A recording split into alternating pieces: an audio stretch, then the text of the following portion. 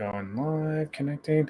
And we are live, ladies and gentlemen. Our final panel of the day. First and foremost, thank you so much for coming on board with this Sinister CyberCon. We've had a great day one, and day two tomorrow. Going to be just as much fun. But today, to close it out, two guys that I am super excited to talk to.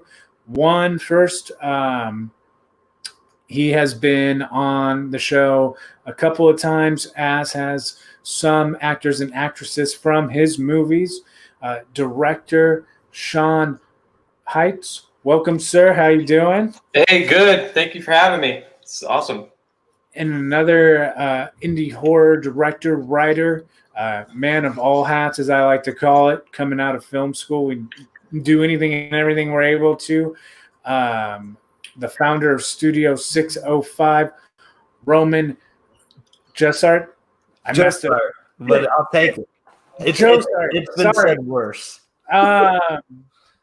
Is on the show. So, guys, I mean, we're all in different areas, which is cool. Is why getting to do this is awesome, because we're all in different areas of being in film production. Sean, you've gotten to put yourself together a pretty dope franchise with Big Top Evil. So you've seen it kind of all the way through. Yeah. Roman, as of you started your own production company, Studio 605. Mm-hmm. And now, right when I met you, I think it was through Brian, you had kind of like made the decision to go like full bore with it too, which is awesome. That you're just like, I'm doing it. Now is the time. No time like the present. That's dope, man. Yeah, it was scary at first, but totally worth it. Totally worth it. I'm so glad I did it. It's paid off. Yeah. So with you guys in indie horror, what is it that you think is the hardest part in getting started? Is it just getting started? There's like age-old famous quotes that always get said at later on in someone's career, I feel like, and they always say the biggest crime is to not do it or to not try, and that is relatable. I can imagine like regret is a very powerful thing to be living with. So if you got a dream or an idea, I definitely encourage you, take the first and try. Sure. I guess that'd be mine. Like if you got an idea to do something, go ahead and do it. But Sean, what do you think was your biggest obstacle? Biggest obstacle. Well, at first it's to overcome the overwhelmingness, because it sounds overwhelming, right? To try to make a whole movie, a feature film. But it's funny, like in life, I don't do that great. I get overwhelmed very easily, but for some reason, like I enjoy the process of filmmaking, and I can somehow understand that if the universe wants me to do this, that it's like riding a wave. It's just gonna kind of keep going, and I'm almost, or I'm like staying out of it. Like, whoa, okay, this is happening. All right, and staying out of the outcome. And but the hardest thing, with Cannibal Comedian, I had help on writing it for sure. I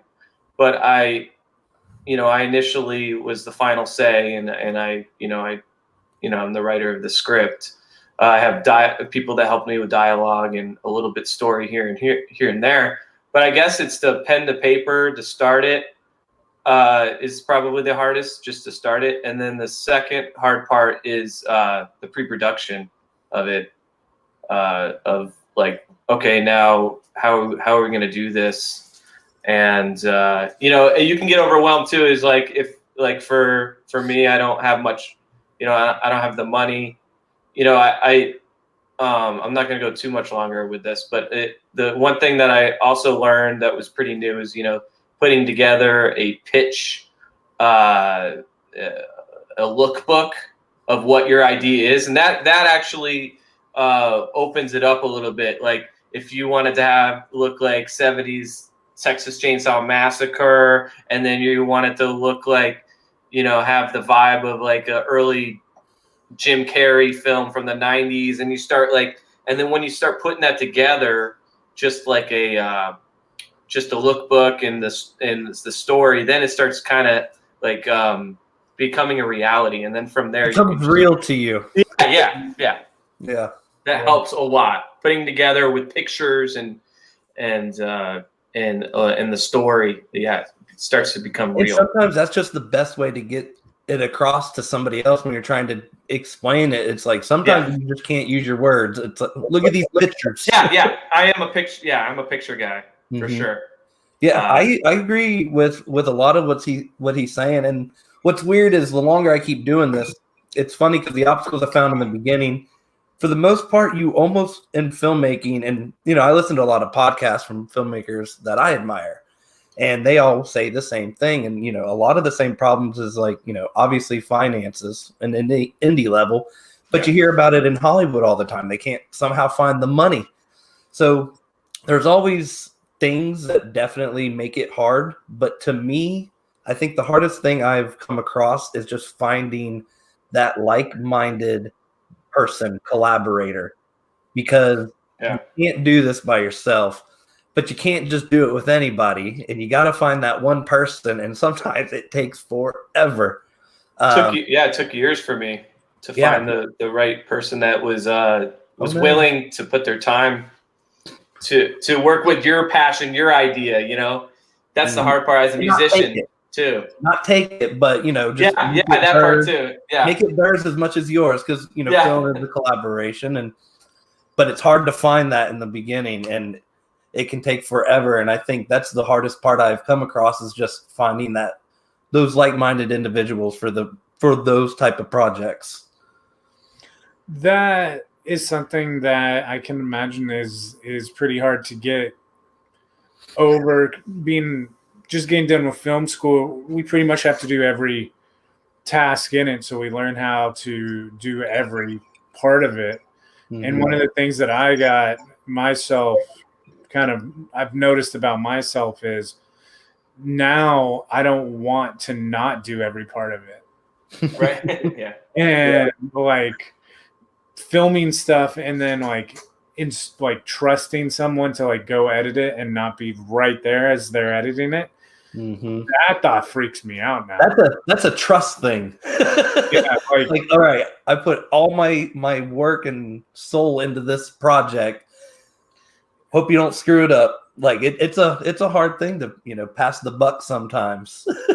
That part's really hard. And then if you watch or listen to our channel, everybody who does knows I'm over here talking Star Wars all the time, and I hear a story about what happened with J.J. Abrams.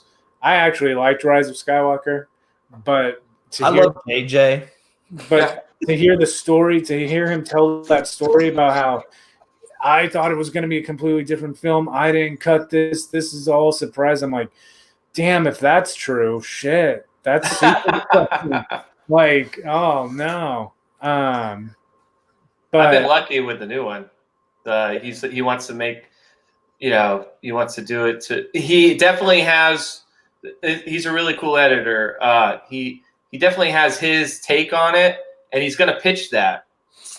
And then I'm either, I go, oh, that is a better idea, or but he definitely wants to make me happy. I don't know how else to say it, but when he's like no, they'll say no, and then he'll pitch, and I'm like, yeah, that's better. So I've been lucky with that. And I also, right when he got the footage, I was like, the one I liked, you hear me say perfect or like that's the one. So use that one, use that take.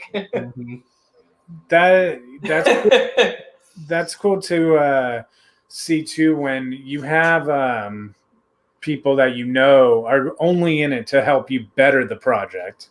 It's really good. Which is part of something I think that everybody can learn going to film school, is because it connects you with people that maybe later on down the line you do end up collaborating with and working with. And You both go to film school? I didn't go to film school. I didn't either. Really? All right. No. All right. Now let me ask you this. I would have liked to. I wish I would have, but Now let me Mm-hmm. let me ask you this, because this is what influenced my decision to go. Is, do you feel your location now, because you're both full-time filmmakers, Mm-hmm.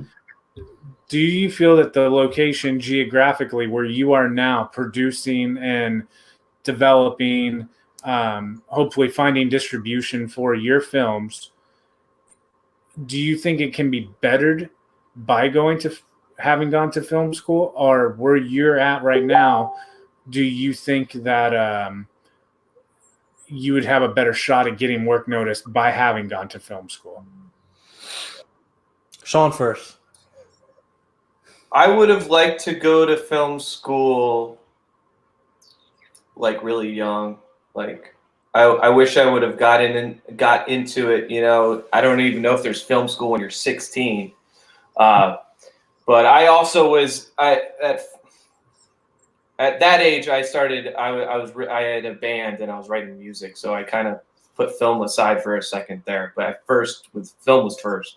But anyways, yeah, I didn't like regular school, so I actually I was trying to go to film school, and I had to do all the prerequisites or something to even be considered to go to film school, and I didn't have the patience, and I didn't like raising my hand when I didn't know. I mean, this is not film school. This is just whatever, you know, algebra or whatever, a different.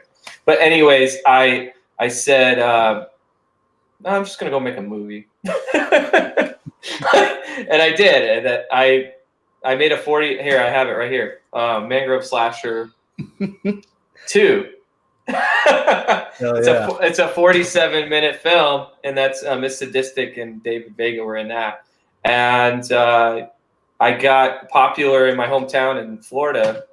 I told you about that before, but I would have liked to be on set at a young age and learning all those things. So my path was different, but I would have rather went to film school. But my patience is not. I'm not going through all these tests and all this school to go to film school. I don't have. I'm not taking my generals to learn how to make a movie. Yeah. So if it would have been more available to me, like someone's like, here, go to this film school and you can just learn film, I would have been all in. But it wasn't there for me. Yep. What about you, Roman? Would you like?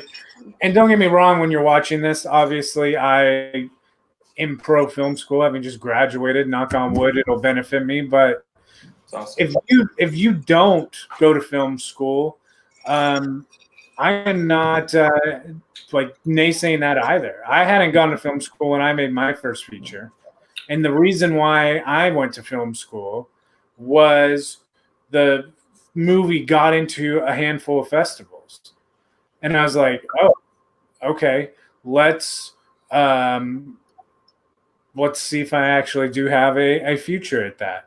Having gone to film school, I can tell you I learned way more than I ever would have had the drive to learn myself. I'm glad. That's awesome. Because sometimes you hear the horror stories reverse. Right. Like, I spent all this money to go learn how to make a movie, and we never made a movie. You know what I mean? No, yeah, for sure. For me, so when I was younger in high school, I actually didn't want to be a filmmaker at that age. I didn't want to be a filmmaker until I was about 21. Now, I loved movies, and I had a huge interest in film. And because when I was in high school, I saw Adam Green's Hatchet, which inspired me to write my first film, which we made back in 2013. So I wrote the script when I was in high school, but never to actually make it. I just wrote it because I came up with this idea. And like he said, in high school, I was in a band, and that was my thing. And it was the band or nothing. And then after high school, the band broke up. and I didn't know what to do with my life. And at the time, I had a friend who found out about my script from high school and basically peer pressured me into us making the movie because I was very against it. I was like, we're not going to make a movie. Like, we're talking a feature film here. Like, we've made 3-minute YouTube videos. All right. We're not going to make a whole damn movie. Well, peer pressure later, I made the movie.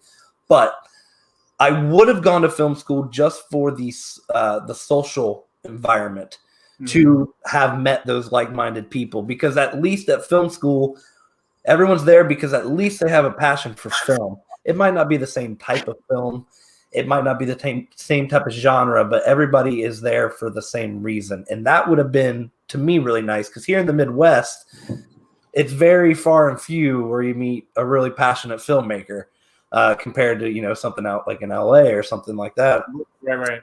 So out here, it's just a lot harder. So for me, that would have been the golden ticket, just to have met other people and hopefully kept those relationships after film school. Because you hear stories about like, Spielberg and Lucas That's right. eating at film school, So it's like, to think that you missed out on that opportunity or something crazy. But for the social environment, I highly recommend people to go for it. I'm like, if you want to go and meet like-minded people, there's no other place to do it other than a film festival. Yeah. So at least do it at the place where we're all learning how to do it and not, screwing up in front of other like-minded people. At least you can screw up together at film school. Right. Yeah. Sure. That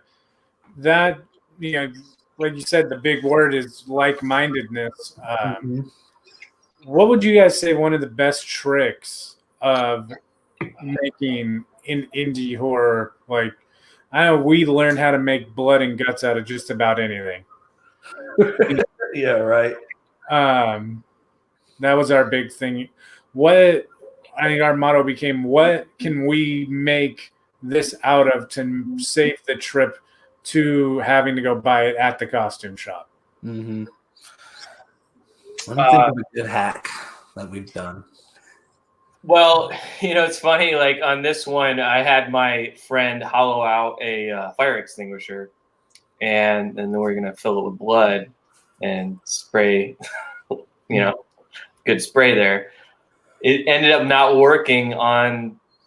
I mean, it was working the day, but it ended up not working. I got like lint on my face. It was and the special effects assistant, he had worked on film before, and it was a shot of an axe going in. Oh no! Sorry, it was a sledgehammer hitting the head of the guy, and we wanted the blood spray, the big spray, and it ended up he was improvised so quick.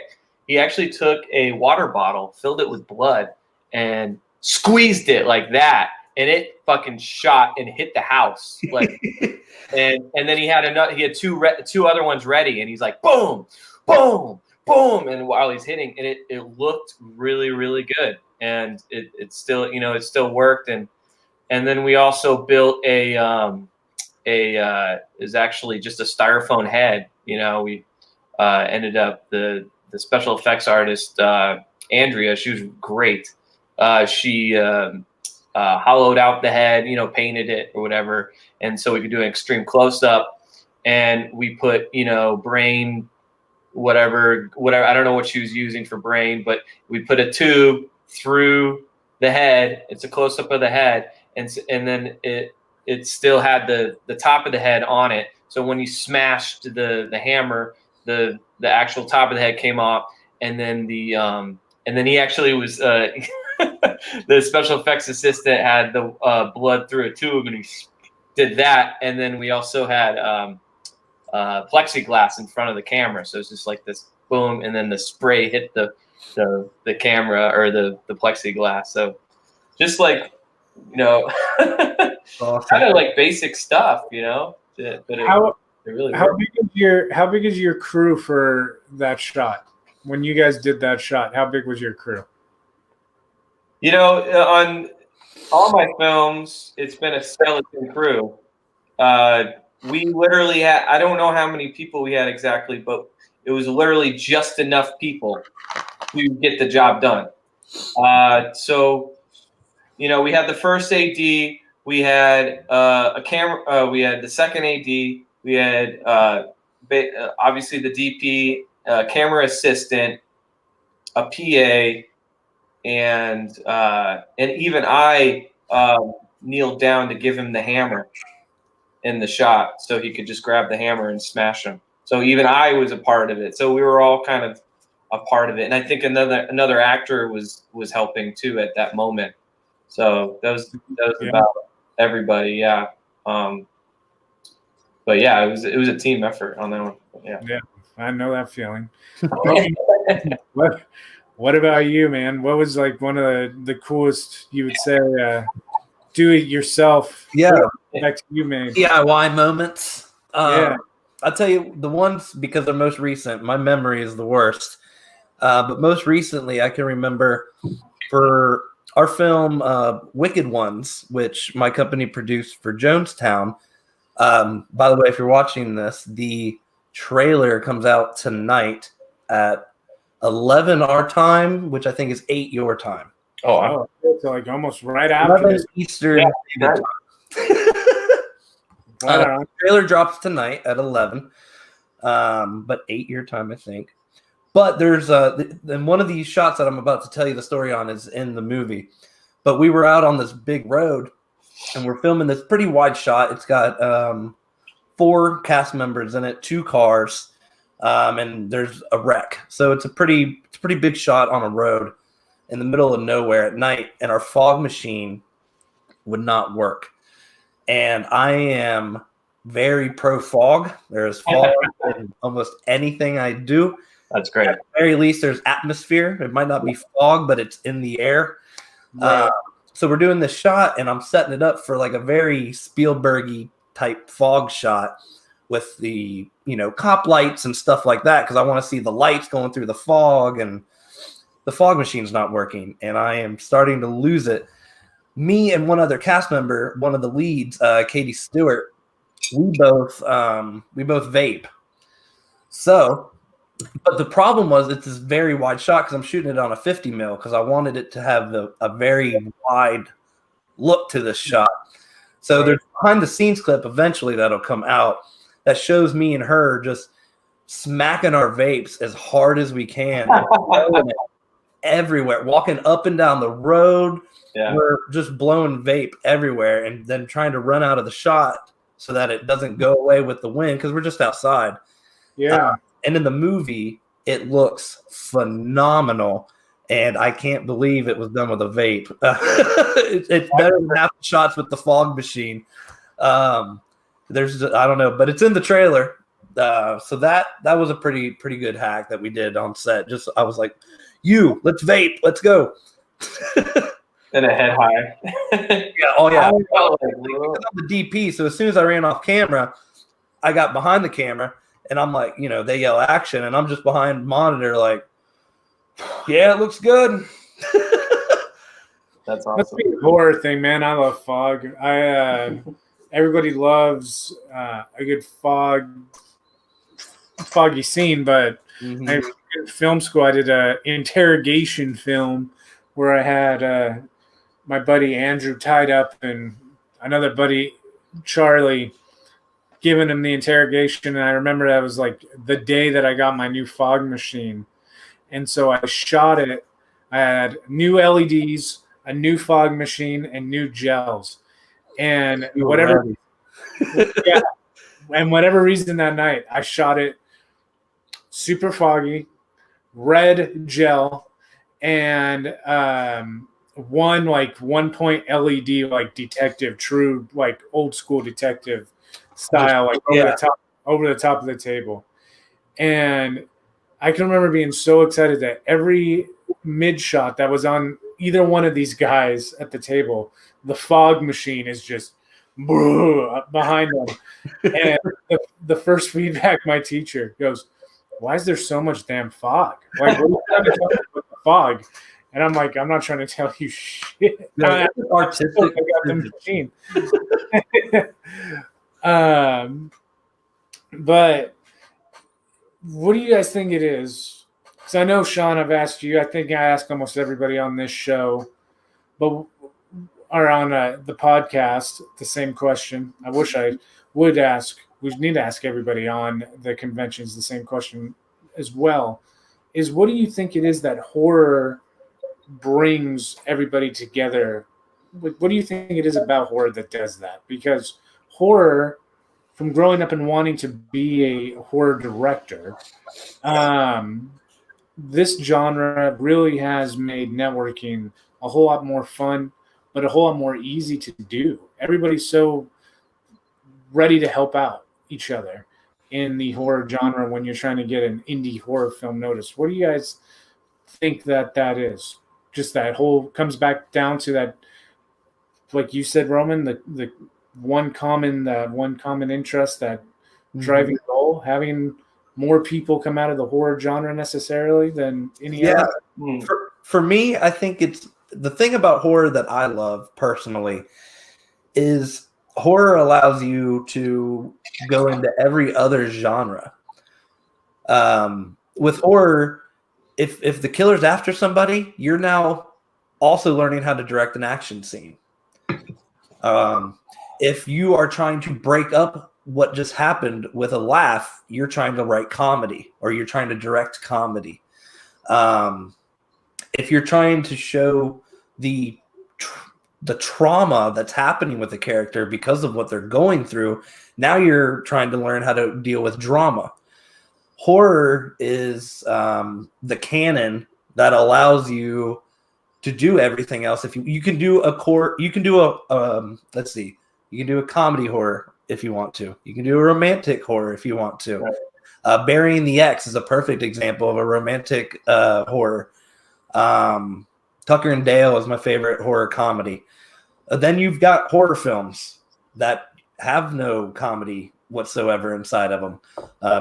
Take something like The Exorcist or whatever it is, where they just take the comedy out of it. So for me, I think people love horror because it's not so one-dimensional. When you watch a rom-com, you know what you're in for every single time. When it's a drama, you know it's going to be a slow burn the whole movie. When it's a thriller, you know it's going to be action-packed the whole movie. When it's a horror film, you kind of get to pick where you want to go with it genre-wise. It's not just so horror. It's not one-dimensional. Right. There's many little subgenres that you could tap into. And other genres don't have that, like horror. We've got zombies. We've got found footage. You've got every type of sub-genre. Where in comedy, I guess you've got some. You've got your raunchy comedies and you've got your family stuff. But nothing like horror. Nothing like horror levels. Right? Yeah. That'd be fun. We have a question in the rated R though. Yeah, that could be interesting. For sure. Like it's a family movie. We had a question in our chat. If you guys have ever PA'd on set for a project, what was that first day? I'm assuming. Oh, I got a story. What was that like, Sean? What was it was you ever see that show Colony? Yes. Yeah, I know what you're talking about. Yeah, I worked on Colony, and the first day, because in Florida I made Big Top Evil and Mangrove Slasher, and then I moved out to LA, and you gotta work, and it was and it's hard to even become a PA. That takes time to meet the right people. It's just meeting the right people. It's not skill set, obviously, for me that day. So that's something too in film school. I didn't understand film talk. So when the AD was telling me to do something, I didn't even know what the hell he was talking about. I think he even said like lock up this right here and blah blah blah blah. And I'm like, okay. The film lingo. Yeah. And I was just standing there, and there's pedestrians walking past, and then these military vehicles and some big, like a Hummer and some other big military vehicles come flying down the street and pulling up, and then these pedestrians, like not extras, I just let them go because I didn't even know what was going on.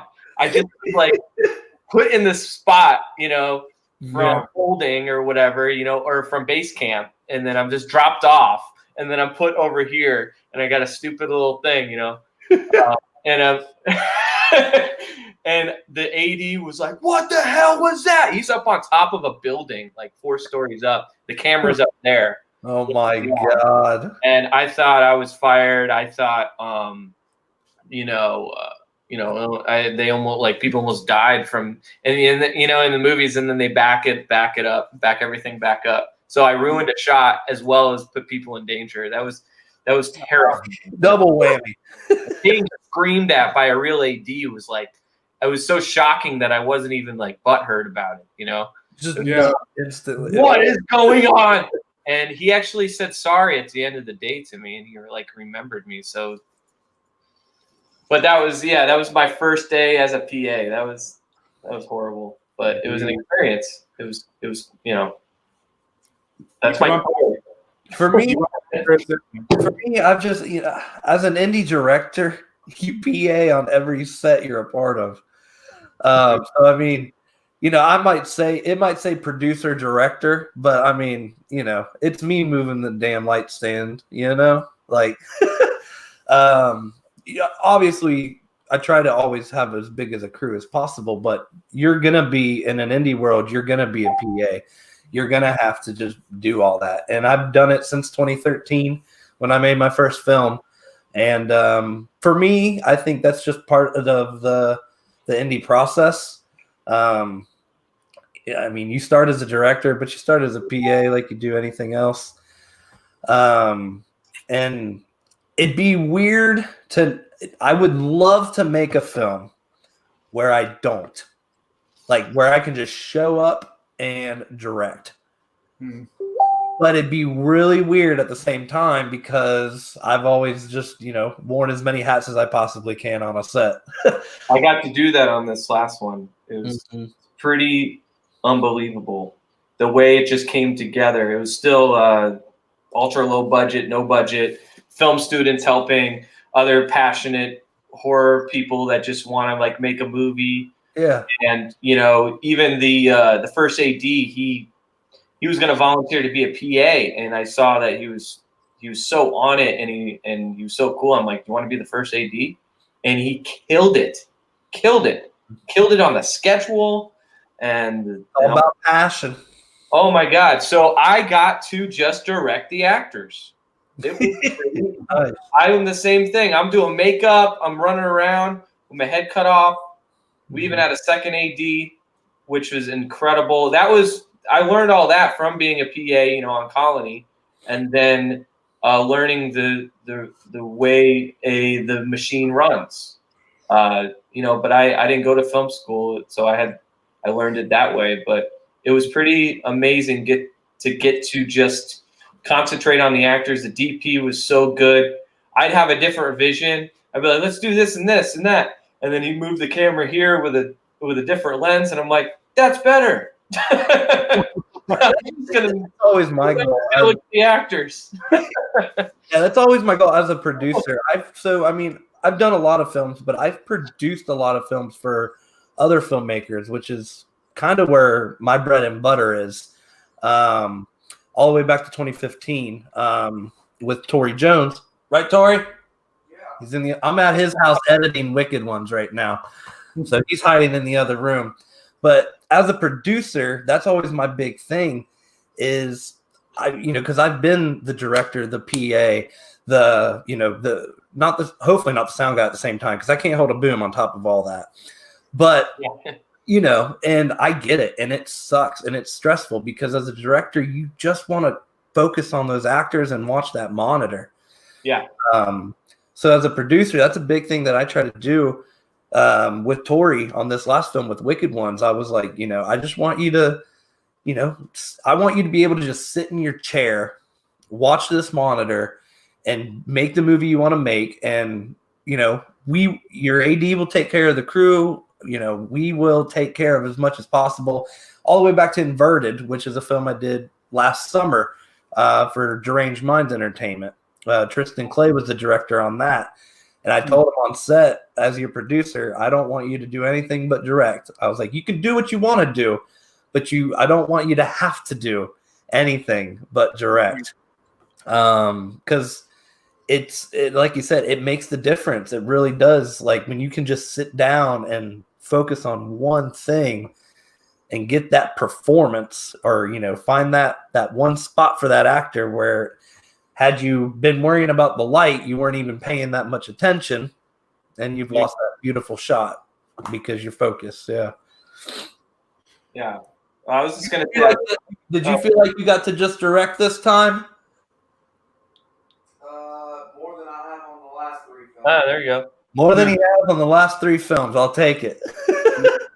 I was just gonna say, one thing that I found out that I really enjoyed. I wouldn't want to do it as the main job, but with Cannibal Comedian, we got to shoot out in the desert in this creepy house that was already nicknamed Murder Cabin, and they had all the oil cans, the part of the motorcycle, all that, the stuff that you see out in the desert, old pipes and stuff, and pictures and all sorts of. It was all in the shed, and we got to use all that stuff. You know what's scarier than the movies we make? The places we make our movies. Oh yeah, I know. This was very scary, and it's always so much scarier than what we're filming.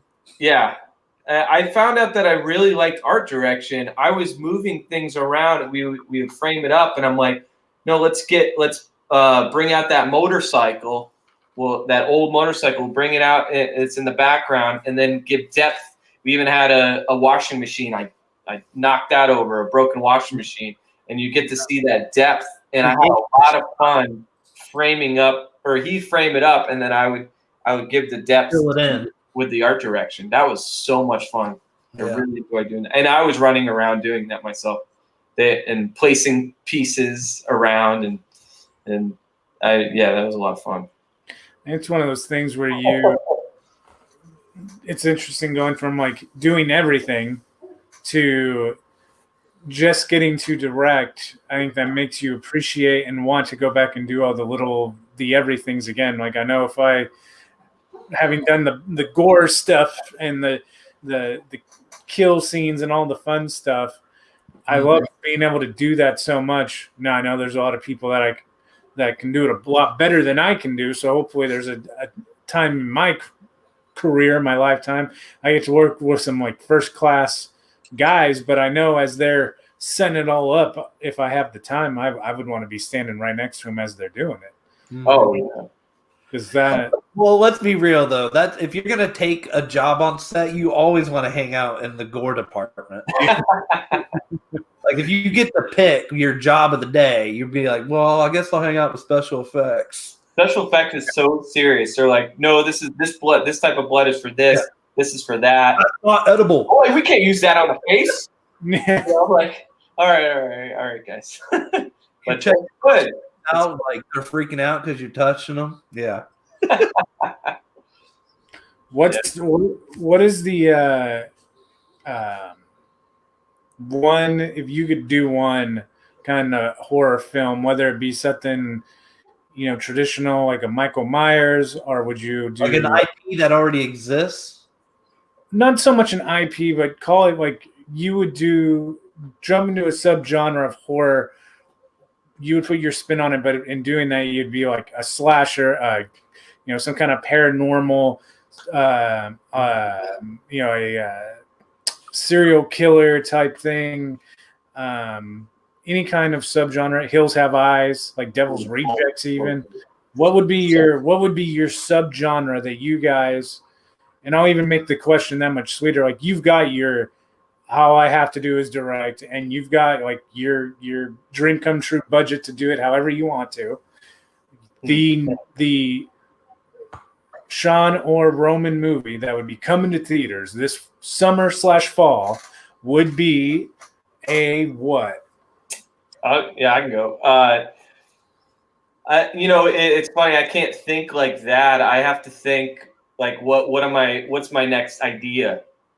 Because even with Cannibal Comedian, we were able to do. I had to make the script. I had to bring it down to bare bones. For instance, I had the girl in this like basically this dungeon jail cell, you know, and we couldn't do that, so she ended up in the bedroom of the killer's house, locked to the bed. Worked out better. It just kind of it worked. It all kind of worked. So, but I guess that it's a hard one to answer. I mean, on the next one, I would like to have like a budget like Death House. You know, I think he had like $500,000 or something. I'm not sure exactly, but he had some budget. So I'd like to have a budget, like not even $1 million. You know, just and you know, then you get the thing too is I'm more excited about like, you know, all these people that helped me on the last one. Like it would be so cool to like pay them.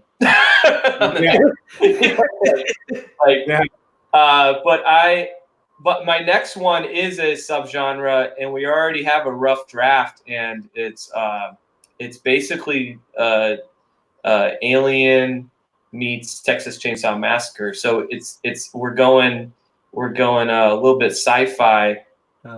As you know, when my personality comes out, so there's always some comedy there, some quirkiness going on. So I'm really excited about that, and I have a great writer who's taken the bull by the horns with this one, and so I'm just helping with story.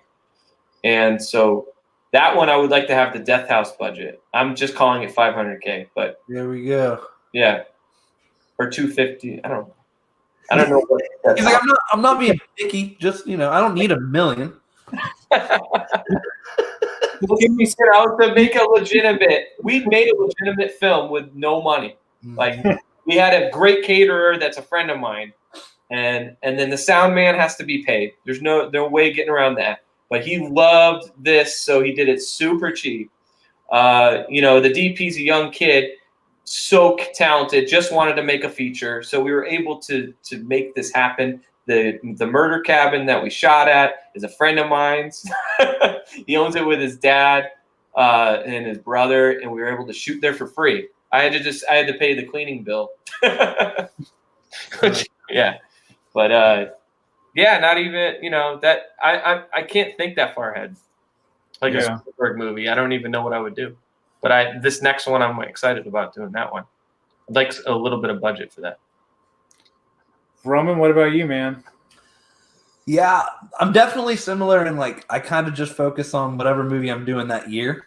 I have a rough 5-year plan, but it's a very loose, like it's like make a film a year, make 3 films a year. It's not like I gotta make my slasher movie. When it comes to the films that we kind of come back to and love, for me, it's always going to be the slasher subgenre of horror. It's just, for me, it's the most fun. You know, there's tons of gore. There's usually tons of comedy. When it's not funny, it's usually pretty scary. I love slasher films, but if I ever got to play in any sandbox of filmmaking, I would love to do a superhero horror, kind of like Brightburn was. I would love to make a high budget superhero horror film. I think I would love to do an Injustice the movie, you know? Yeah, that'd be pretty dope. Like I want to show like something like The Boys on Amazon, kind of. Yeah. You know, I want to show the gritty side of superheroes. I would love to do something like that. Like, you know, Superman's got laser beam, so when he hits somebody, like there should be an immense amount of gore. Yeah, make it like Quentin Tarantino, very graphic. Exactly. It's like Tarantino did a superhero film. That's what I want to make. There you go. Get the rights from Snyder to make it happen. We'll just do the gore edit of Justice League and Batman versus Superman. Yeah, there we go. Well, guys, before we let you go, and we thank you very much for it's a good name, Supergore. Supergore, yes. But we thank you. I thank you guys both for coming and having this conversation. Oh, no, I'm so glad you asked me to be on this. This was so much fun. It's awesome. But tell everybody, Sean, and then you, Roman, where everybody can kind of keep track of your progress and see what you got coming down next. Yeah. Yeah. My next one is it's more of a horror film. It's dark. It's got some comedy, but Cannibal Comedian is my next movie, and we're on Facebook, Twitter, Instagram. So just look up Cannibal space Comedian. And what's cool is there's really good gore and it's scary. And then we had some great stand-up comics, LA comics that were in the film. So you're getting a good. And then there's a lot of jokes, she wasn't very pretty on the outside, but it's her insides that really count, and he does comedy for his victims and stuff like that. So it's pretty wicked and pretty heavy. That's the one I'm working on right now. And as I mentioned, the other sci-fi horror we're writing. So I'm stoked about that I'm moving forward, but Cannibal Comedian, check that out. We just released a teaser. We're going to release a trailer soon, an official trailer. And I hope to have that come out this year. But we definitely are going to have a cast and crew premiere for it. And probably, obviously, some fans if they want to come out too. So, right on. Yeah, this year. Roman, where can we keep with you? So pretty much just the Facebooks and Instagram, pretty basic. On Facebook, you can find Studio 605. Myself, which is Roman Josart. I also go by Rojo, Rojo. It's just my first and last name abbreviated. On Instagram, Horror Nerd Rojo, at Horror Nerd Rojo. And then YouTube for Studio 605. You'll see all our stuff on there. And like I said, in what time? About an hour 15, we'll be dropping our newest trailer for Wicked Ones on the Wicked Ones Facebook page and YouTube. So it's going to release both. But in about an hour, we're going to show it to the world. Right. Awesome. Well, gentlemen, it was a cool way to close out night one. I hope you guys check out night 2 tomorrow. Day 2 tomorrow, but he's exhausted. Roman, he's exhausted, Chad. On board. Thank you, Mosley. Yeah, thanks for having me for sure. And with that, I will bring in my co-promoter who kicked it off with me, Brian. Brian, day one, I got to say thank you to everybody who was commenting and watching and being on board with all of us throughout the whole day. It was a fun day. Yeah, it was a pretty awesome day. I mean, it blew by fast, to be honest. I couldn't believe, like, as soon as you kind of get in the groove, another panel was about to start, which was awesome. Yeah. And then I absolutely loved watching Megan do her thing with her artwork that she was doing. And tomorrow, man, we just got a huge lineup tomorrow, kicking off with Gigi. I just can't thank you guys enough being a part of this. Jimmy and his team came on board with Sinister Creature Con, 3 years ago, I think it was, somewhere around there. And, he was referred to us from an old panel host that we used to have that went on to do other things and came with high recommendations. And his high recommendations doesn't live up to what Jimmy and his team has done. So for me personally, thank you so much to the entire Horrific Network for doing this. If it wasn't for you guys, I'm not going to do 6-7 hours myself. I'll tell you that right now. So with that, I appreciate you guys tremendously. I don't say it enough. And to everybody at Sinister Creature Con, yes, I know it sucks that we're not going to be seeing each other in person in June. Let's cross our fingers to keep those masks on, and hopefully we'll see each other in October. With that, we have a good lineup coming for you guys. The list is already out. You can check it out on sinistercreaturecon.com.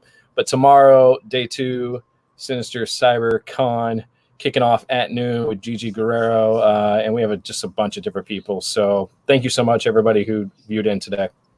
Good stuff. Everybody, thank you very much for watching. We thank the team, all the moderators. We'll be back with you tomorrow as we kick off day 2. Thank you guys very, very much. Stay safe, guys. Peace.